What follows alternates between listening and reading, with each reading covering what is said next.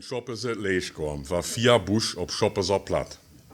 Via Busch kenne ich leider nicht, ist die noch unter den... Das ist Cousine von meiner Frau gewesen. Der lebt nicht mehr. Die lebt nicht. Via Busch ob Schoppeser Platt. 1911, das sind hüder 82 Jahre, sollet en Schoppese elektrisch leeg geben. Meine Großvater, Küppere Lou, war Traktor für. Er haut dat al irgendwas gesehen. In der Familie und bei der Nobber make alle Lü klar, dass es erg gemäcklich wär, die Stänkerie von die Ohrlichslampe wär langsam. Der Nobber kosche nicht verstehen, dass man ein Knüppke drehen muss und dann hüt ein Hus so klar wie es mir das bute. Meine Großvater war an Gräse, wenn die Lü ein ut den Hus waren. Vater, wenn ich ehrlich bin, muss ich dich sagen, ich bin der Dänge. Ich han große Angst mit dat Düvelszeug, dat aus Hus aufbrennt und noch eine Durt bliff. Unser Großvater lädt sich von jene davon aufbringen, dat elektrisch leeg gewirrlich hör.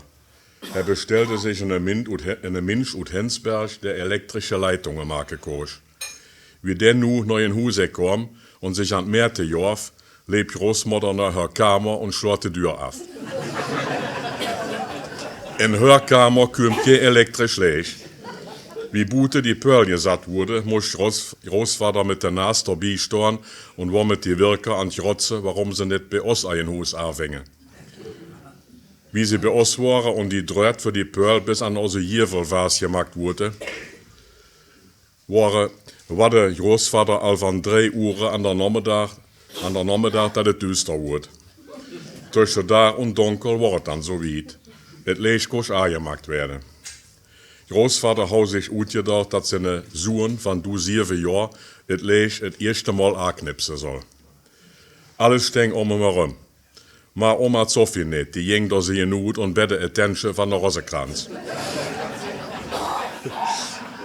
Meine Pap dritte an der Schalter und an der Decke gingen 25 Gets hier Bier an. Pap war tot, Großvater ding in der Brüll, und alles, was drumherum steht, klatscht in der Heng. Wie Oma sich ja da holt, minde sie, wer wett, wenn ich nicht andächtig hier Bett heu, was nicht alles passiert wird.